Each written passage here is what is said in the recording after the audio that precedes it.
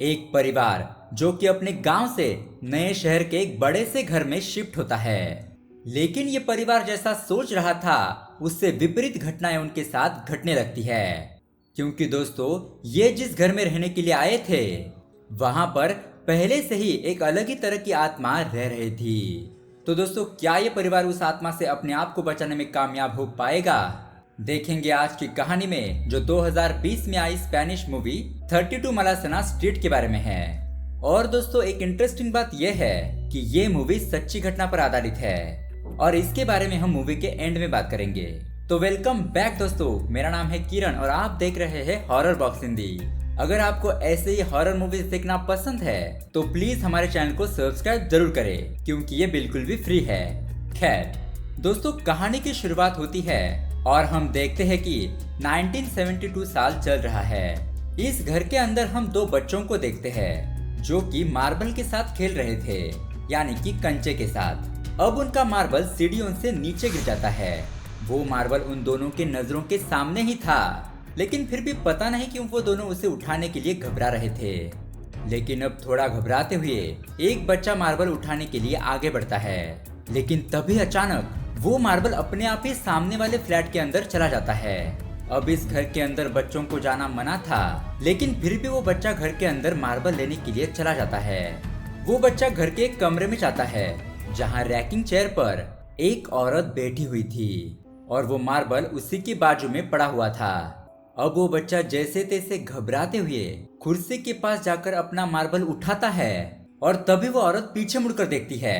हम देखते हैं कि वो औरत सफेद कपड़े में और सफेद बालों में बहुत ही ज्यादा भयानक लग रही थी। उस लेडी का डरावना चेहरा देखकर वो बच्चा बहुत ही ज्यादा डर जाता है और वहां से फौरन भाग जाता है। अब दोस्तों यहाँ से कहानी 4 साल आगे बढ़ती है और हम 1976 में पहुंच जाते हैं, जहां हम एक बहुत ही बड़ी हरी भरी फैमिली को देखते हैं जो अपना छोटा सा गांव छोड़कर एक बड़े से शहर में रहने के लिए आए थे। हम यहाँ पर फिर से उसी बिल्डिंग को देखते हैं और दोस्तों ये फैमिली उसी मलासना 32 हाउस में रहने के लिए आई थी, जिसे कि हमने मूवी के पहले सीन में देखा था। इस फैमिली में एक पति पत्नी है जिनका नाम है कैंडेला और मैनेलो। उनके 3 बच्चे हैं। बड़ी बेटी का नाम है एम्पेरो, टीनेज लड़के का नाम है पेपे और सबसे छोटे बच्चे का नाम है रफेल। उनके दादाजी का नाम है फर्मिन। अब दोस्तों वैसे तो ये घर बहुत ही ज्यादा महंगा नहीं था, लेकिन इस फैमिली के लिए ये बहुत ही बड़ी बात थी। उन्होंने अपना सारा पैसा लगाकर ये घर खरीदा था और थोड़ा लोन भी लिया था। इसलिए अब अगले ही दिन से कैंडेला और मैनेलो को अपने अपने काम पर जाना पड़ता है। दोस्तों अब यहाँ पर हम देखते हैं कि सब लोग बहुत खुश थे। वो घर भी काफी अच्छा था, वेल फर्निश भी था, लेकिन फिर भी पता नहीं क्यों उस घर से सबको थोड़ी सी नेगेटिव वाइब्स आ रही थी। अब इस बात को वो नजरअंदाज कर देते हैं और नए घर में अपना सारा सामान शिफ्ट कर देते हैं। यहाँ पर एम्पेरो को एक कमरा मिलता है। वहाँ अलमारी में काफी सारे कपड़े पड़े हुए थे। शायद पहले इस घर में जो औरत रहती थी उसके वो कपड़े थे। अब उन कपड़ों में से एक कपड़े को छोड़कर एम्पेरो बाकी का सारा सामान बाहर फेंक देती है। यहाँ हम दादाजी और रफेल को देखते हैं जो कि एक ही कमरे में रह रहे थे।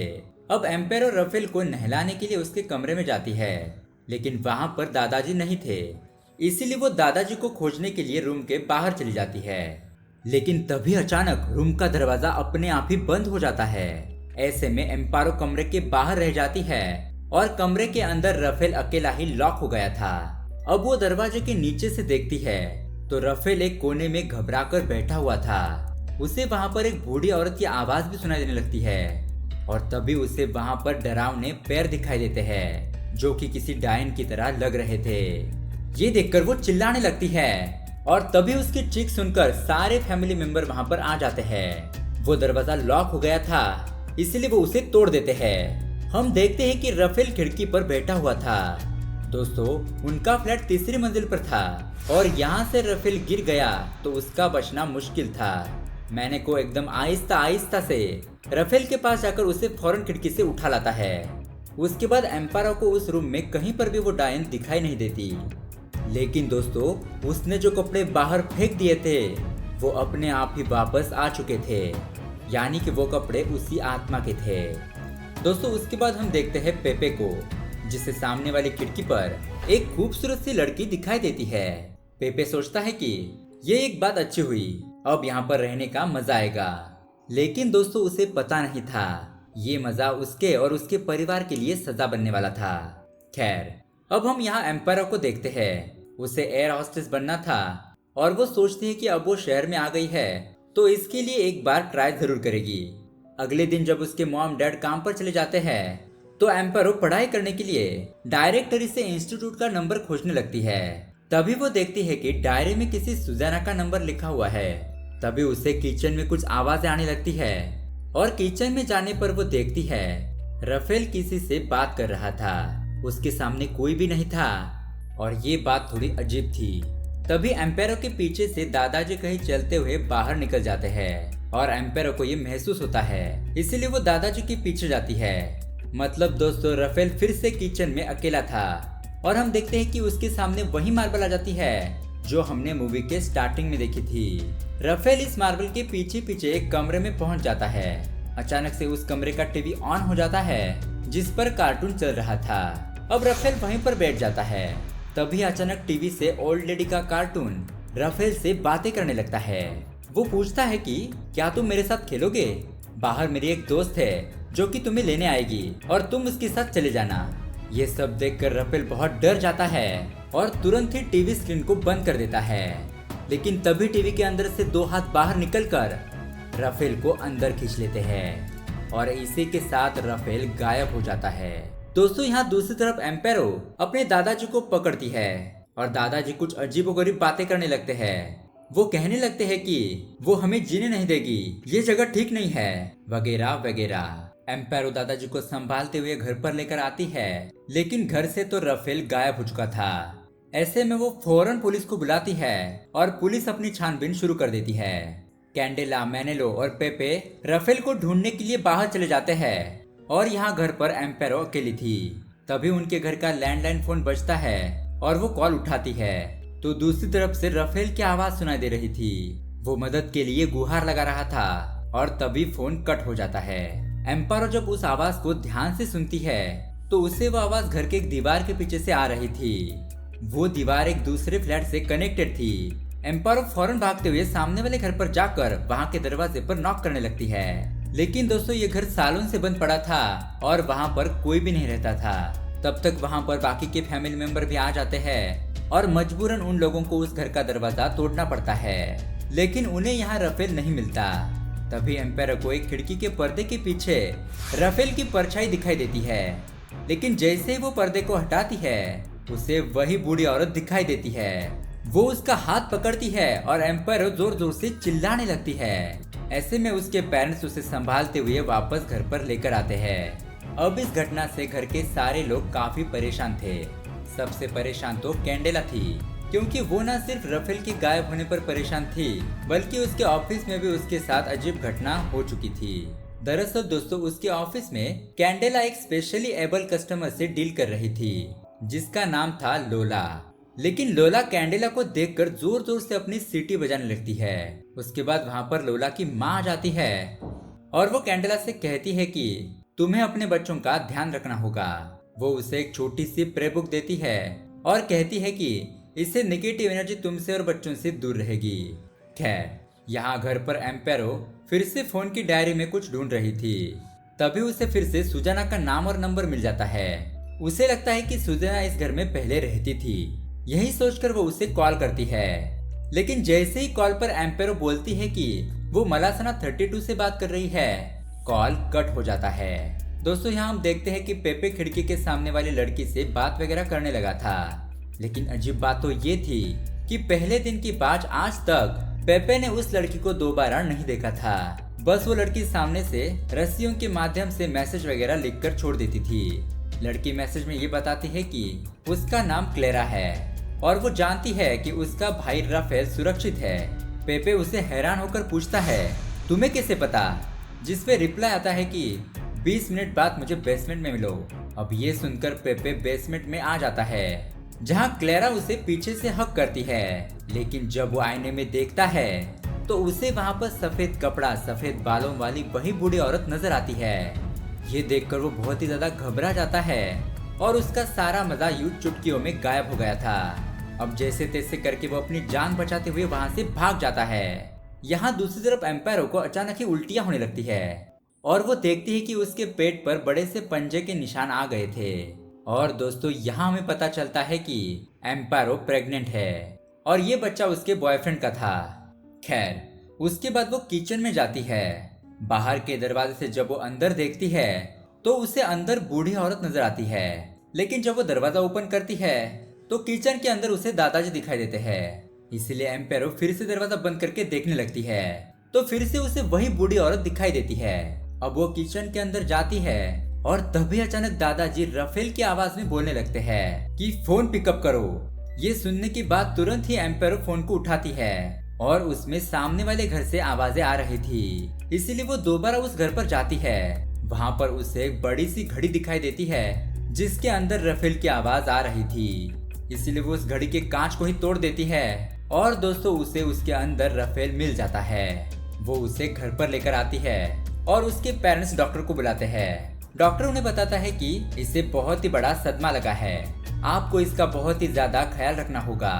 दोस्तों उसके बाद हम देखते हैं कि एम्पायर अपने बच्चे को रखना नहीं चाहती थी, इसीलिए वो जहर पीने की कोशिश करती है, लेकिन तभी वहाँ पर लाइट चली जाती है और उसके हाथ का ग्लास टूट जाता है और तभी उसे पीछे से एक आवाज आती है, माइन, मतलब कि वो मेरा है। यहाँ दूसरी तरफ लाइट जाने की वजह से राफेल की नींद खुलती है और कैंडेला भी जगी हुई थी। राफेल एक ही तरफ देख रहा था और इसीलिए कैंडेला वहाँ पर क्या है ये देखने के लिए चली जाती है। तभी उसे अंधेरे में एक हाथ निकलता हुआ दिखाई देता है और फिर उसे वहाँ पर बूढ़ी औरत दिखाई देती है, जिसे देखकर वो डर के मारे चिल्लाने लगती है और मैनेलो भी उस डायन को देख लेता है। अब घर के सभी लोग बहुत ही ज्यादा डर जाते हैं, लेकिन दोस्तों एम्पायरो तो अभी तक किचन में ही थी। अब पेपे किचन का दरवाजा तोड़ता है और उसे बाहर निकालता है। उसके बाद ये सारे लोग मिलकर घर के बाहर भाग जाते हैं और वो उस रात दूसरे होटल पर रुकते हैं। दोस्तों उसके बाद हम अगले दिन देखते हैं कि वो लोग बैंक चले जाते हैं, उस घर का लोन और उस घर को बेचने के बारे में बात करते हैं, लेकिन बैंक वाले उन्हें कहते हैं कि आप पूरा लोन दिए बिना इस घर को बेच नहीं सकते और वहां से जा भी नहीं सकते। मतलब दोस्तों अब उन्हें उसी घर में रहना था और उनके पास रहने के लिए दूसरी जगह भी नहीं थी। तभी कैंडल को उसके काम पर मिली हुई एक औरत और वो बच्ची याद आती है जिन्होंने उसे वो कार्ड दिया था। उसे लगता है कि अब वही है जो उन्हें बचा सकती है, इसलिए अब वो अपने ऑफिस से उस कस्टमर का एड्रेस निकलवाती है और उनके घर पर चली जाती है।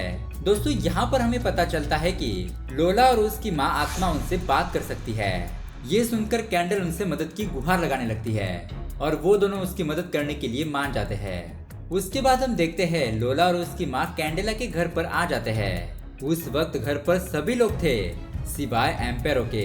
एम्पायरो वहाँ पर नहीं थी क्योंकि दोस्तों एम्पायरो को जिस डायरी में सुदेना का नंबर मिला था वो उसके घर पर उसे मिलने के लिए चली जाती है। दोस्तों यहाँ पर हम देखते हैं कि सुदेना का घर तो उनके घर से भी बहुत ही भयानक था। अब सुदेना उसे देखकर ये कहती है कि तुम्हारे घर से एक छोटा बच्चा गायब होने वाला है। अब ये सुनकर एम्पायर उसे अपने घर के बारे में सारी कहानी बताती है और सुदेना अपने घर के अंदर कुछ ड्रिंक्स लाने के लिए जाती है। तभी एम्पायर उसके घर में छानबीन करने लगती है।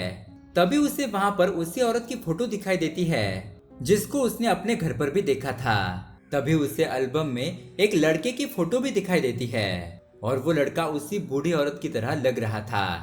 तभी वहाँ पर सुजन आती है और वो उसे बताती है कि ये मैं नहीं हूँ, ये मेरी बहन क्लेरा है। और दोस्तों ये क्लेरा वही लड़की थी जिसे पेपे ने अपनी सामने वाली खिड़की पे देखा था। और दोस्तों यहाँ पर रिवील होता है कि मलासना 2 में जो आत्मा है वो सुजाना की बहन क्लेरा की है। दोस्तों क्लेरा बचपन से एक लड़की नहीं बल्कि एक लड़के के रूप में पैदा हुई थी। जैसे जैसे वो बड़ा हुआ उसे रियलाइज होने लगा कि वो एक लड़की बनना चाहता है, लेकिन उसके माता पिता को ये बात पसंद नहीं थी। इसके लिए वो उसे पनिशमेंट भी देते थे, मारते थे, पीटते थे और उस बड़े सी क्लॉक में बंद करके रखते थे। अब दोस्तों यहाँ पर हमें पता चलता है कि क्लेरा की आत्मा उनके घर से सबसे छोटे बच्चे यानी कि राफेल को अपने साथ ले जाना चाहती है, क्योंकि दोस्तों जब क्लेरा बड़ी हुई थी तो वो माँ बनना चाहती थी। अब इस बात को लेकर उसके पेरेंट्स और उसके बीच बहुत बड़ी लड़ाई हुई और उसके पेरेंट्स ने परेशान होकर अपनी ही जान ले ली। इसलिए सुदेना क्लेरा को ही उसका जिम्मेदार मानती थी और वो उसे और उस घर को वहीं पर छोड़कर यहाँ रहने के लिए आ गई थी। दोस्तों दरअसल मलासना 32 में 2 फ्लैट थे। एम्पेरो की फैमिली जिस फ्लैट में रहती थी वो सुदेना का फ्लैट था और सामने वाला फ्लैट खाली था, वो क्लेरा का फ्लैट था। सुदेना ये भी बताती है कि उसने रफेल को इसलिए छोड़ा है क्योंकि अब क्लेरा को एम्पेरो के पेट में जो बच्चा है वो चाहिए। अब ये सुनकर एम्पेरो को बहुत ज्यादा गुस्सा आ जाता है और वो सुदेना से कहती है कि जब क्लेरा को तुम्हारी बहुत ज्यादा जरूरत थी तो तुम उसे छोड़कर यहाँ पर रहने के लिए चली आई और इसीलिए उसे मरने के बाद भी शांति नहीं मिली क्योंकि वो अपनों का साथ चाहती थी, लेकिन उसे किसी ने एक्सेप्ट नहीं किया और इसी गम में वो मर गई। इसलिए अब वो आत्मा बनकर भटक रही है और लोगों को परेशान कर रही है। दोस्तों यहाँ हम घर पर देखते हैं कि लोला उस आत्मा से बात करने की कोशिश करती है, लेकिन वो आत्मा उस पर ही हावी हो जाती है। अब क्लेरा की आत्मा घर के सभी लोगों को इधर उधर पटकने लगती है और वो बहुत ही ज्यादा गुस्से में आ चुकी थी, इसीलिए वो रफेल को मारने की सोचती है और वो उसे मारने के लिए आगे बढ़ ही रही थी कि तभी वहाँ पर एम्पेरो आ जाती है और वो उसके साथ जो कुछ भी हुआ उसके लिए माफी मांगती है, उसे सिंपैथी दिखाती है। दोस्तों उसे सुनकर क्लेरा की आत्मा थोड़ी दुखी होती है, लेकिन अब बहुत देर हो चुकी थी। वो पहले से ही बहुत गुस्से में थी और रफेल को मारना ही चाहती थी, इसलिए एम्पेरा अपने ही पेट पर वार करने की कोशिश करती है क्योंकि उस आत्मा को उसका बच्चा चाहिए था। ऐसा करते ही क्लेरा की आत्मा जोर जोर से चिल्लाने लगती है और यही मौका देखकर मैनेलो लोला को उठाकर खिड़की से कूद जाता है। अब मैनेलो जमीन पर गिर गया था, इसलिए उसकी मौत हो जाती है, लेकिन लोला उसके ऊपर गिर गई थी। उसे थोड़ी चोट आती है लेकिन उसकी जान बच जाती है और ये हादसा होने के बाद वो आत्मा वहां से चली जाती है। दोस्तों उसके अगले सीन में हम देखते हैं कि एम्पेरो की पूरी फैमिली इस घर को छोड़कर जा रही थी। दरअसल दोस्तों उनके पिता मैनेलो ने इंश्योरेंस करके रखा था और उसके एक्सीडेंट की वजह से मौत होने के कारण उन्हें बहुत सारा पैसा मिल जाता है। अब वो अपना सारा लोन चुका देते हैं और बाकी का सारा पैसा लेकर सीधा अपने गांव पर वापस आ जाते हैं। आखिरी सीन में हम देखते हैं कि उस फ्लैट पर कुर्सी अपने आप ही हिल रही थी, यानी कि क्लेरा की आत्मा अभी भी वहां पर मौजूद थी, एक छोटे बच्चे के इंतजार में। और दोस्तों यहीं पर ये कहानी एंड हो जाती है। अब दोस्तों ऐसा बताया जा रहा है कि ये मूवी सच्ची घटना पर आधारित है। ऐसा ही एक परिवार अपने गांव से शहर में रहने के लिए आया था और उनके साथ भी सेम हादसा हुआ। मतलब दोस्तों ये कहानी सच्ची घटना से इंस्पायर है, लेकिन मलासना 32 स्ट्रीट ऐसा एड्रेस कहीं पर भी एग्जिस्ट नहीं करता, लेकिन हमें मैड्रिड के एरिया में ऐसी घटनाएं सुनने को मिलती है। तो दोस्तों आप हमें कमेंट करके बताइए कि आपको क्या लगता है, क्या ये मूवी सच्ची घटना पर आधारित हो सकती है या नहीं। और ऐसे ही हॉरर कहानियां रोज देखने के लिए हमारे चैनल को अभी सब्सक्राइब करें। Thanks for watching.